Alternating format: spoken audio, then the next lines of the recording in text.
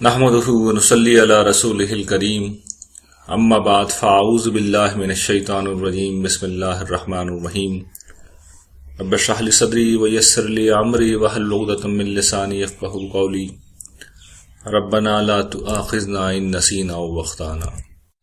حاضرین گرامی قدر، پچھلی کلاس میں ہم نے یہ دیکھا تھا کہ ہم کس پس منظر میں قرآن مجید کے دلائل کو پڑھ رہے ہیں، ان دلائل کو پڑھنے کا سمجھنے کا کیا فائدہ ہے، کیوں نزول قرآن مجید کے وقت اللہ تعالیٰ نے ان دلائل کو بیان کیا، اور آخرت کی کیا اہمیت ہے، کیا حیثیت ہے، اس عقیدے کو ماننے سے کیا فرق پڑتا ہے، کس طرح انسانوں نے اس عقیدے کو باطل کرنے کی کوشش کی، آج کے دور میں اس عقیدے کے حوالے سے لوگوں کے کیا خیالات ہیں، کیا صورتحال ہے، دیگر الہامی کتب میں کس طرح اس عقیدہ آخرت سے بے اتنائی بڑھتی گئی ہے، اور کس طرح قرآن مجید نے اس کو بڑی غیر معمولی اہمیت دی ہے۔ تو یہ ساری چیزیں تھیں جو ہم نے پچھلے لیکچر میں پڑھی تھی، اور اب میں ایک ایک کر کے قرآن مجید کے جو دلائل ہیں وہ آپ کے سامنے رکھوں گا، اور ظاہر ہے کہ یہ ایک کلاس میں نہیں ہوگا، آج تو جو پہلی دلیل ہے اسی پہ کوئی گفتگو ہم کر سکیں گے۔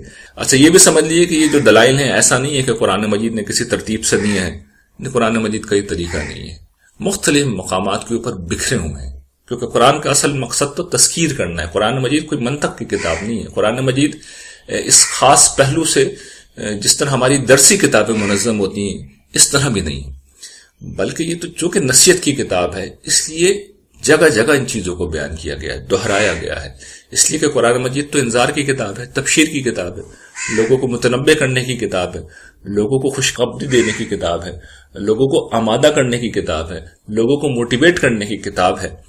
تو قرآن مجید تو ان ساری چیزوں کو اسی پہلو سے بیان کرتا ہے، مختلف مقامات پر بیان کرتا ہے، مختلف اسالیب سے بیان کرتا ہے، لوگوں کو جھنجھوڑتا ہے، لوگوں کو ابھارتا ہے، لوگوں کو آمادہ کرتا ہے۔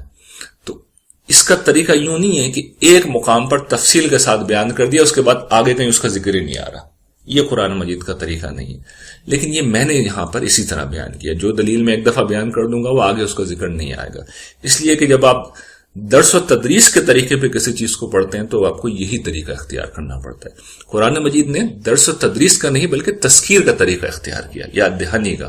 تو انسان تو بھولتا ہے تو قرآن یاد دلاتا ہے، تو قرآن نے بار بار ان چیزوں کو دہرایا ہے۔ تو ترتیب میں نے خود قائم کی ہے، جو عنوانات رکھے وہ بھی میں نے رکھے ہیں، تو یہ مت سمجھیے گا کہ ایسا ہے کہ یہ اللہ تعالیٰ کی طرف سے یہ چیزیں ہیں۔ میں نے تو مثال کے طور پر آیات پڑھی ہیں، اس سے ایک نتیجہ نکالا ہے کہ یہ جو دلیل ہے یہ مقصدیت کی دلیل ہے، تو یہ نام بھی میرا ہے، ترتیب بھی میری ہے، اور غلطی ہے تو اس کا امکان بھی ظاہر میری طرف آنا چاہیے، وہ غلطی میری ہوگی، قرآن مجید ہر غلطی اور خطا سے پاک ہے۔ لیکن میں آیات آپ کے سامنے رکھ دوں گا، آیات اصل میں یہی کہہ رہی ہیں، تو پھر اس کو میں ایک ترتیب سے ایک ایک کر کے اب آپ کے سامنے رکھ رہا ہوں۔ پہلی دلیل جیسے کہ میں نے عرض کی کہ مقصدیت کی دلیل ہے۔ مقصدیت دیکھیے کیا چیز ہوتی ہے، جس طرح انسان کسی بھی چیز کی توجیہ کا مطالبہ کرتا ہے۔ وجود باری تعالیٰ کے زمن میں ہم نے یہ بات دیکھی تھی کہ انسانوں کی فطرت ہے کہ وہ چاہتے ہیں کہ وہ چیزوں کی توجیہ کریں۔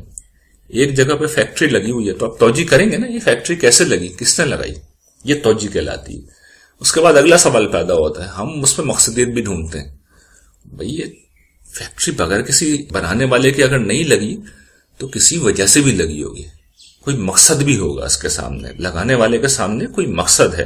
اس کے اندر یا تو گاڑیاں بن رہی ہیں، یا موٹر سائیکلیں بن رہی ہیں، یا کوئی اور پروڈکٹ بن رہی ہوگی، 10,000 پروڈکٹ ہوتی ہیں، کچھ بھی بن رہا ہوگا، لیکن بغیر کسی وجہ کے یہ فیکٹری نہیں لگی ہوئی۔ تو انسان چیزوں میں مقصد ڈھونڈتا ہے، مقصدیت دیکھتا ہے۔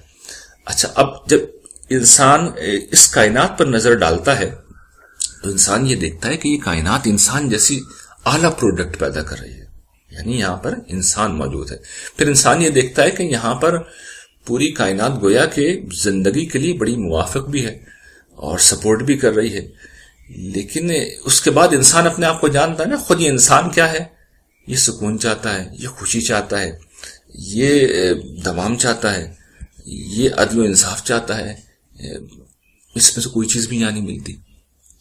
تو اب انسان کو محسوس یہ ہوتا ہے کہ یہ ساری چیزیں جو ہیں یہ تو بالکل بے مقصد بیکار ہے۔ میں بات کو تھوڑا تفصیل سے آپ کو یہ سمجھانا چاہوں گا، یہ مسئلہ پیدا کیوں ہوتا ہے۔ دیکھیے، انسان اس دنیا میں رہتا ہے تو بڑا عجیب و غریب یہاں پر تضاد پایا جاتا ہے. یعنی یہاں پر انسان نامی ایک مخلوق ہے جو بستی ہے. یہ مخلوق سوچ سکتی ہے, یہ دیکھتی نہیں ہے, سوچتی بھی ہے. یہ چیزوں کو چھوتی نہیں ہے بلکہ ان کا احساس بھی کر لیتی ہے. انسان کے اندر ذوق جمال ہے, انسان حسن کو اپریشیٹ کرتا ہے, خوبصورتی کا وہ دیوانہ ہے, دل دادا ہے. انسان محبت کر سکتا ہے. کیسا لطیف جذبہ ہے جو انسان کے اندر ہے. انسان لذت کو, ذائقے کو, خوشبو کو محسوس کرتا ہے. نہ صرف محسوس کرتا ہے بلکہ اس سے لطف لیتا ہے. انسان شعر و نغمہ, فن و آہنگ, رنگ و روپ, ان چیزوں سے محسوس ہوتا ہے. انسان کے اندر خیر و شر کا تصور ہے. ہمارے اندر انسانیت ہوتی ہے, ہمارے اندر نیکی اور محبت کے جذبات ہوتے ہیں. ہم حیوانی جبلت سے اوپر اٹھتے ہیں اور رشتے ناتوں کی شکل میں تعلقات کو دیکھتے ہیں. ہم لوگوں کے لیے قربانی دیتے ہیں, ایثار کرتے ہیں, جان تک دے دیتے ہیں. پھر انسان آگے بڑھتا ہے, وہ جھوپڑیوں سے اٹھتا ہے اور پھر عالیشان محلات بناتا ہے. انسان بہتر سے بہتر اور برتر سے برتر کی سمت بڑھتا ہے. انسان ارتقاء اور تنوع کی خواہش رکھتا ہے. ہم جانتے ہیں کہ انسان ویرانوں کو آباد کرتا ہے اور بیابانوں میں شہر بسا دیتا ہے. ہم انسان ہیں لیکن ہم ایک غیر معمولی ہستی ہیں اور باقی جانوروں سے بالکل برعکس ہیں. باقی بلکہ ساری مخلوقات سے بالکل برعکس ہے, غیر معمولی مخلوق ہے. لیکن یہ مخلوق جو ہے, یہ جو انسان ہے جس کی کوئی مثال, جس کی کوئی نظیر کہیں نہیں پائی جاتی, یہ کتنی عجیب بات ہے کہ اتنی بامانے مخلوق 60-70 اور زیادہ سے زیادہ 100 برس بعد ہمیشہ کے لیے منو مٹی تلے دفن ہو جاتی ہے. دیکھیے اس دنیا میں ایک مچھلی بھی زندہ ہوتی ہے, ایک شیر بھی زندہ ہوتا ہے, ایک سانپ بھی زندہ ہوتا ہے, ایک پھول بھی زندہ ہوتا ہے, ایک پھل بھی اپنا زندگی رکھتا ہے ایک نوعیت کی. یہ اگر اپنا وجود کھو دیں, یہ چلے جائیں, تو چلیے ایک جانور کی جگہ دوسرا جانور آ جائے گا, ایک پھل کی جگہ دوسرا پھل آ جائے گا, ایک پھول مرجھا جائے گا تو دوسرا پھول آ جائے گا. لیکن یہ زندہ ہے, ذوق زندگی نہیں رکھتے, ان کے آنے جانے سے کچھ نہیں ہوتا. لیکن انسان مر جائے, اور انسان بھی کیسے انسان, غالب جیسا انسان مر جائے, اقبال جیسا انسان مر جائے, شیکسپیئر مر جائے, میں مر جاؤں, آپ مر جائیں, ہمارے والدین مر جائیں, ہماری اولاد مر جائے, تو ان کی جگہ کون لے سکتا ہے؟ کیسے لی جا سکتی ہے؟ انسان جیسی بامانے, باذوق مخلوق, باشعور مخلوق جب مرتی ہے تو یقین کیجئے کہ صفحہ ہستی پر اس سے بڑا کوئی سانحہ نہیں ہے جو رونما ہوتا ہے. یعنی صاحب اختیار انسان, صاحب اقتدار انسان, صاحب ذوق انسان, ایسا انسان وہ اس دنیا میں 1 صدی بھی نہیں جیتا. اور یہاں پر پتھروں کو دیکھ لیجئے, یہاں پر چٹانوں کو دیکھ لیجئے, وہ کروڑوں برس تک یہاں پر موجود رہتے ہیں. یہ عجیب و غریب بات ہے کہ مصور کی تصویر رہ جاتی ہے, فنکار کا نغمہ رہ جاتا ہے, سنگ تراش کا شاہکار رہ جاتا ہے, شاعر کی غزل رہ جاتی ہے, مگر مصور مر جاتا ہے, فنکار مر جاتا ہے, سنگ تراش مر جاتا ہے اور شاعر مر جاتا ہے. یہ کتنی عجیب بات ہے, یہ عقل قبول نہیں کرتی اس بات کو. انسان دوام زندگی چاہتا ہے, تو یہ چیز انسانوں کے لیے قابل قبول نہیں ہے. پھر یہ کہ انسان یہ چاہتا ہے کہ جب تک جیے وہ بھرپور انداز سے جیے, لیکن آپ دیکھیے کہ اس دنیا میں قدم قدم پر رکاوٹیں ہیں, قدم قدم پر مسائل ہیں. زندگی ہے, موت ہے, ابھی ہم نے اس کا ذکر کیا. یہاں پر صحت ہے, بہت اچھی بات ہے, لیکن بیماری بھی لگی ہوئی ہے, یہاں پر معذوری بھی لگی ہوئی ہے. یہاں پر انسانوں کو ٹھیک ہے نعمتیں ملی ہیں, لیکن امارت کے ساتھ غربت بھی ہے, خوشحالی کے ساتھ تنگی بھی ہے. انسان کے اندر خواہش ہے, بڑی غیر معمولی چیز ہے, لیکن اس کے ساتھ محدودیت ہے, فیصلہ کن طور پر حائل ہے. ہم پسند کا کھانا ہو, دل چاہ رہا ہو, لیکن چند لقموں سے زیادہ نہیں کھا سکتے. جو مشروب ہمیں سب سے زیادہ پسند ہو, چند گلاس سے زیادہ نہیں پی سکتے. یہ محدودیت ہماری زندگی کا مزہ کر دیتی ہے. یہاں پر آپ کتنی عجیب بات ہے, یعنی سب سے زیادہ تھرلنگ چیز جو شاید مجھے محسوس ہوتی ہے خوشبو ہے. اس سے زیادہ تھرلنگ چیز کوئی نہیں ہو سکتی. لیکن آپ یہ بات جانتے ہیں کیا کہ جس وقت آپ کوئی اعلیٰ سے اعلیٰ پرفیوم لگاتے ہیں ایک سیکنڈ، صرف ایک سیکنڈ کے لیے آپ اس سے محظوظ ہوتے ہیں، اگلے سیکنڈ میں آپ کی ناک اس کی خوشبو کو سونگھنے سے محروم ہو جاتی ہے. کبھی یہ تجربہ کر کے دیکھیے گا. اس کے بعد دوسروں کو خوشبو آئے گی، آپ کو نہیں آئے گی. اس سے زیادہ بڑا المیہ کوئی ہو سکتا ہے؟ آپ کوئی نغمہ جو بہت پسند ہو اسے سنیے 5 10 15 دفعہ، اس کے بعد وہ غیر مؤثر ہو جائے گا. آپ بہترین غذا جو آپ کی پسند ہے روزانہ کھائیے، آپ دیکھیے گا تھوڑے عرصے بعد وہ بے مزہ ہو جائے گی، یہ بوریت ہو جاتی ہے انسان کو. تو یہ مسائل ہیں، بڑھاپا ہے، بیماری ہے، معذوری ہے، غربت ہے، بوریت ہے، محدودیت ہے. یہ چیزیں انسان کو بے چین رکھتی ہیں، مضطرب رکھتی ہیں. اور یہی وہ پس منظر تھا جس میں نے یہ ساری چیزیں بیان کی تھیں، جو وجود باری تعالیٰ کا کورس تھا. اور اس میں بیان کیا تھا کہ مدر ٹریسا کے ساتھ کیا ہوا تھا. یہ بیان کیا تھا کہ جو اس دور کا بہت بڑا فلسفی ہے برٹرنڈ رسل، اس کے ساتھ کیا ہوا تھا. انہوں نے آخر میں خدا کے وجود پر سوالات اٹھا دیے تھے. یعنی مدر ٹریسا ہو یا برٹرنڈ رسل ہو، ان جیسے لوگ جب اس طرح کے مسائل کو دیکھتے ہیں تو آخر کار اپنے رب کے وجود کے بارے میں شک میں مبتلا ہو جاتے ہیں، اس لیے کہ انہیں سمجھ میں نہیں آتا کہ بھئی یہ سب کچھ کیا ہو رہا ہے، کیوں ہو رہا ہے. یعنی سمجھ میں نہیں آتا کہ انسان جیسی پرفیکٹ ہستی یہاں موجود ہے اور پھر یہاں پر یہ امپرفیکشن پائی جاتی ہے. پھر یہ ایک اور پہلو سے دیکھیے کہ انسان، چلیے خوشیوں کو چھوڑیے، نعمتوں کو چھوڑیے، بھائی عدل تو ہو رہا ہو، لیکن کہاں ہے عدل یہاں اس دنیا میں؟ آپ کہیں گے میں عدالتوں کی بات کر رہا ہوں، عدالتوں کی بات نہیں کر رہا میں. یہ جو عام طور پر چیزیں تقسیم ہوتی ہیں، دولت آج تک انسان مساوی تقسیم نہیں کر سکے. اچھا دولت چلیے انسان کرتے ہیں، یہ جو حسن ملتا ہے، جو ذہانت ملتی ہے، یہ جو قد و قامت ملتا ہے، یہ جو دیگر قدرتی اور فطری صلاحیتیں ملتی ہیں، یہ برابر نہیں ملتی. پھر عجیب و غریب معاملہ اس دنیا میں. ایک شخص اٹھتا ہے، اس کا نام سکندر اعظم ہے، وہ یونان سے نکلتا ہے اور ہندوستان تک دنیا کو فتح کرتے ہوئے آ جاتا ہے. تاتاری اٹھتے ہیں، منگولیا سے نکلتے ہیں اور یورپ تک پہنچ جاتے ہیں. ہٹلر اٹھتا ہے، جرمنی سے نکلتا ہے اور پوری دنیا کو جنگ کی آگ میں ڈال دیتا ہے. اور ان سب لوگوں کے عمل کے نتیجے میں چند انسان ہیں نا، کروڑوں لوگ مارے جاتے ہیں. ان گنت لوگ جو ہے حوث اقتدار میں، ان لوگوں کی حوث اقتدار کی وجہ سے برباد ہوتے ہیں. جس طرح وہ قتل ہوتے ہیں، جس طرح ان کے خاندان برباد ہوتے ہیں، جس طرح ان کی عورتیں پامال ہوتی ہیں، جس طرح ان کے بچے مارے جاتے ہیں، یہ ظلم، یہ بربریت، یہ سب کچھ ہو رہا ہے.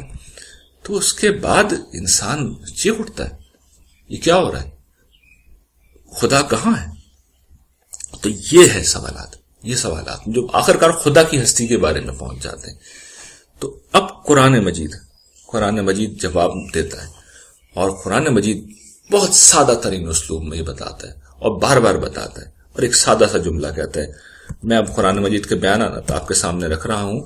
قرآن کہتا ہے افا حسبتم انما خلقناکم عبثا وانکم الینا لا ترجعون، کیا تم نے یہ سمجھ رکھا ہے کہ ہم نے تمہیں بیکار عبث پیدا کیا ہے اور تمہیں ہماری طرف نہیں لوٹایا جائے گا. فتعالی اللہ الملک الحق، پاک ہے اللہ تعالیٰ، بلند ہے وہ بادشاہ حقیقی کہ اس طرح کا کوئی کام کرے. لا الہ الا هو رب العرش الکریم، اس کے سوا کوئی معبود نہیں ہے، وہ تو بڑی عزت والے اقتدار کا مالک ہے. اور پھر قرآن مجید دوسری مقام پر بیان کرتا ہے سورہ دخان میں، وما خلقنا السماوات والارض وما بینہما لاعبین، دیکھو ہم نے آسمانوں کو اور زمین کو کھیلنے کے لیے تو پیدا نہیں کیا. یہ تو کھلاڑیوں کا کھیل ہو گیا تھا نا. یہ حساس انسان کو اس طرح کے حالات میں ڈال دیا. یہ تو لگ رہا ہے کہ کوئی رام کی لیلا ہے جس میں مذاق ہو رہا ہے، جس میں کھیل ہو رہا ہے. تو اللہ تعالیٰ کہہ رہے ہیں کوئی کھیل نہیں ہو رہا، کوئی کھیل نہیں ہو رہا ہے. ما خلقناہما الا بالحق، ہم نے ان کو مقصد کے تحت پیدا کیا ہے، ایک غایت کے تحت پیدا کیا ہے. ولکن اکثرہم لا یعلمون، اکثر لوگ مگر یہ بات نہیں جانتے، نہیں سمجھتے. اور قرآن مجید بھرا ہوا اس تصور سے، وما خلقنا السماء والارض وما بینہما باطلا ذالک ظن الذین کفروا فویل للذین کفروا من النار، ہم نے آسمان کو اور زمین کو اور جو ان کے بیچ میں ہے ان کو بے مقصد نہیں بنایا، بیکار نہیں بنایا، باطل نہیں پیدا کیا. تو یہ قرآن مجید جگہ جگہ بتاتا ہے. اور پھر قرآن مجید اس مقصد کو بھی کھول دیتا ہے. اب بار بار جب دہرا رہے ہیں کہ مقصد ہے تو بھئی وہ مقصد کیا ہے، یہ اگلا سوال پیدا ہوتا ہے نا. قرآن مجید اس کو کھولتا ہے، کہیں ان آیات کے ساتھ کھول دیتا ہے اور کہیں الگ سے کھولتا ہے. آیات کے ساتھ کی مثال کیا ہے جو میں نے پچھلی آیت پڑھی ہے کہ ہم نے آسمان و زمین کو باطل پیدا نہیں کیا، تو اس کے فوراً بعد اللہ تعالیٰ کہتے ہیں ام نجعل الذین آمنوا وعملوا الصالحات کالمفسدین فی الارض ام نجعل المتقین کالفجار، کہ ہم کیا ایمان لانے والے اور عمل صالح کرنے والوں کو زمین پر فساد کرنے والوں کے برابر کر دیں گے؟ کیا ہم متقیوں کو، یہ جو فاسق و فاجر ان کے برابر کر دیں گے؟ یہ قرآن مجید سوال اٹھاتا ہے کہ تم نے ایک ایسا فیصلہ کر رکھا ہے، ہم تو ایسا نہیں کریں گے۔ دوسرے مقامات پر قرآن مجید نے اپنے بات کو بالکل کھول دیا۔ سورہ ملک میں جیسے اللہ تعالیٰ کہتے ہیں الذی خلق الموت والحیات لیبلوکم ایکم احسن عملا وہو العزیز الغفور، کہ وہ پروردگار جس نے موت اور زندگی کا یہ سلسلہ پیدا کیا ہے، کیوں کیا ہے؟ تاکہ تمہیں آزمائے تم میں سے کون ہے جو اچھے عمل کرتا ہے۔ یہ سورہ ملک تھی۔ سورہ کہف میں اللہ تعالیٰ بیان کرتے ہیں اِنَّا جَعَلْنَا مَا عَلَى الْأَرْضِ زِينَةً لَهَا لِنَبْلُوَهُمْ أَيُّهُمْ أَحْسَنُ عَمَلًا وَإِنَّا لَجَاعِلُونَ مَا عَلَيْهَا صَيْدًا جُرُزًا، کہ یہ جو زمین میں جو کچھ بھی ہے ہم نے اسے زینت بنایا ہے تاکہ تمہیں دیکھیں، تاکہ تمہیں جانچیں تم میں سے کون ہے جو اچھے عمل کرتا ہے، اور ان قریب جو کچھ بھی زمین پہ ہے ہم اسے ایک چٹیل میدان بنا دیں گے۔ اور سورہ انبیاء میں اللہ تعالیٰ اس کو اسی طرح کھولتے ہیں، فرماتے ہیں کل نفس ذائقۃ الموت، ہر جان کو موت کا ذائقہ چکھنا ہے، وَنَبْلُوكُمْ بِالشَّرِّ وَالْخَيْرِ فِتْنَةً وَإِلَيْنَا تُرْجَعُونَ، اور ہم دیکھو تمہیں اچھے برے حالات سے آزما رہے ہیں اور تمہیں لوٹ کے ہمارے پاس آنا ہے۔ تو یہ ہے قرآن مجید کی پہلی دلیل، یہ قرآن مجید کا جواب ہے کہ ہم نے اس دنیا کو ایک مقصد کے تحت بنایا ہے۔ مقصد کیا ہے؟ مقصد قرآن مجید کہتا ہے امتحان ہے۔ اور پھر قرآن مجید جگہ جگہ آسمان و زمین کے متعلق کہتا ہے، جہاں پہ بیان کیا مثال کے طور پر سورہ روم میں، وہاں یہ کہتے ہیں اولم یتفکروا فی انفسہم ما خلق اللہ السماوات والارض وما بینہما الا بالحق واجل مسمى، یعنی وہاں پہ اجل مسمى کے الفاظ لگا دیتا ہے کہ ہم نے آسمان و زمین کو اور جو ان کے بیچ میں ہے اسے ایک مقصد کے تحت پیدا کیا اور ایک مدت تک کے لیے پیدا کیا ہے۔ یعنی یہ دنیا امتحان کے لیے بنائی گئی ہے، ایک خاص وقت کے لیے بنائی گئی ہے، مقصد امتحان ہے اور ایک خاص وقت کے لیے بنائی گئی ہے۔ اس کے بعد قرآن مجید سورہ ابراہیم میں اس بات کو کھولتا ہے، اللہ تعالیٰ فرماتے ہیں یوم تبدل الارض غیر الارض والسماوات، یعنی اللہ تعالیٰ اس آسمان و زمین کو بدل کر کچھ سے کچھ کر دیں گے اور سب لوگ پھر اللہ کے حضور پیش کیے جائیں گے، اور پھر وہاں پر اچھے برے اعمال جو بھی لوگوں نے کیے ہوں گے اس کا نتیجہ سنایا جائے گا، اور نیکوکاروں کو اجر دیا جائے گا، بدکاروں کو سزا ملے گی۔ تو یہ کیا چیز ہے؟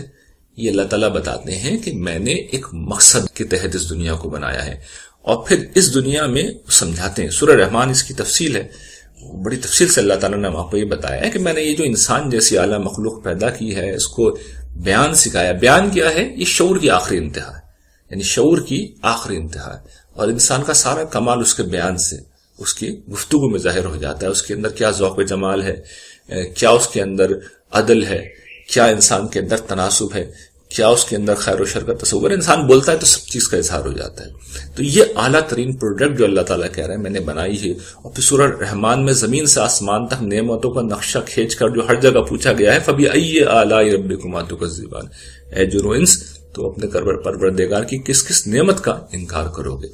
تو یہ جو نقشہ قرآن نے کھینچا ہے نعمتوں کا، یہ بتایا کہ پوری فیسلیٹیشن، اس کو دیکھو، یہ تو تمہیں پرپس فل نظر آ رہی ہے نا کہ تمہاری زندگی کو فیسلیٹیٹ کرنے کے لیے دیا ہے۔ تو اس کا نتیجہ کیا ہے کہ ایک روز آئے گا کہ جب میں نیکوکاروں کو اجر دوں گا اور بدکاروں کو سزا دوں گا۔ تو پھر سورہ رحمان کے آخر میں یہی بیان ہوا ہے، نیکوکاروں کو ملنے والی جنت کی تفصیل ہے اور بدکاروں کو ملنے والی سزا کا بیان ہے۔ تو یہ اس کا قرآن مجید کا استدلال ہے کہ دیکھو یہ جو تمہیں کائنات امپرفیکٹ لگتی ہے یہ بعض پہلوؤں سے ہے، بعض پہلوؤں سے نہیں ہے۔ پرفیکشن کس پہلو سے ہے؟ کہ تمہاری زندگیاں باقی رہیں، تم امتحان کے ماحول میں اچھی طرح رہ سکو۔ یہ ایسا ہی جیسے کوئی امتحانی سینٹر بنایا جاتا ہے تو امتحان دینے کے لیے جتنی ضروریات چاہیے ہوتی ہیں سب فراہم کی جاتی ہیں، بیٹھنے کی کرسی ہے، روشنی ہے، جو کچھ بھی بچوں کو ضرورت ہوتی ہے سب فراہم کرتے ہیں۔ تو تمہیں امتحان کی مدت کے لیے یہاں جینے کے لیے میں نے سب کچھ دیا ہے۔ اس کے بعد جو تمہیں مسائل نظر آتے ہیں نا وہ مسائل نہیں ہیں میرے بندوں، وہی تو امتحان ہے، وہی تو امتحان ہے۔ پیچھے ہم نے جو پڑھا ہے نا نبلوکم بالشر والخیر فتنہ والینا ترجعون، اللہ تعالیٰ کہہ رہے ہیں یہ امتحان ہے، یہ جو اچھے برے حالات ہیں، یہ جو تمہارے ساتھ چیزیں پیش آتی ہیں، یہ امتحان ہے۔ اسی میں تو ہم دیکھنا چاہتے ہیں کہ کون ہے جو بندگی کا راستہ اختیار کرتا ہے اور کون ہے جو مصائب کے آنے کے اوپر بندگی کو چھوڑ کر سرکشی کا یا مایوسی کا راستہ اختیار کرتا ہے۔ تو اللہ تعالیٰ سمجھاتے ہیں یہی تو امتحان ہے، جن حالات کی بنا پر تم میرا انکار کر رہے ہو میرے بندو، یہی تو تمہارا امتحان ہے۔ یہی تمہارا امتحان ہے کہ جو تمہارے سامنے چیزیں ہیں، اتنی ساری مثبت چیزیں، اور وہ آگے آئیں گی، یعنی وہ اگلے دلائل میں اس کی تفصیل ہو جائے گی، اس لیے یہاں میں نہیں کر رہا، میں تو بتا رہا ہوں کہ اللہ تعالیٰ کہتے ہیں یہ سب دیکھو۔ ایک سورہ رحمان میں نے بیان کر دی کیونکہ اس میں یہ منصوبہ پورا بیان کیا گیا ہے۔ تو اللہ تعالیٰ کہتے ہیں میرے بندو، جن چیزوں کو تم مسئلہ سمجھ بیٹھے ہو وہ تمہارا امتحان ہے، اور دنیا کا مقصد سمجھ لو کہ یہ دنیا میں نے امتحان کے لیے بنائی ہے۔ تو آج یہ ہم نے پہلی دلیل کا مطالعہ کیا، اور اللہ تعالیٰ سے دعا ہے کہ جو بات صحیح زبان سے نکلی ہے اسے اپنی بارگاہ میں قبول فرمائے، اور کوئی بات اگر غلط زبان سے نکلی ہے تو اسے معاف فرما کر ہمارے دلوں سے محو فرما دے۔ وآخر دعوانا ان الحمد للہ رب العالمین۔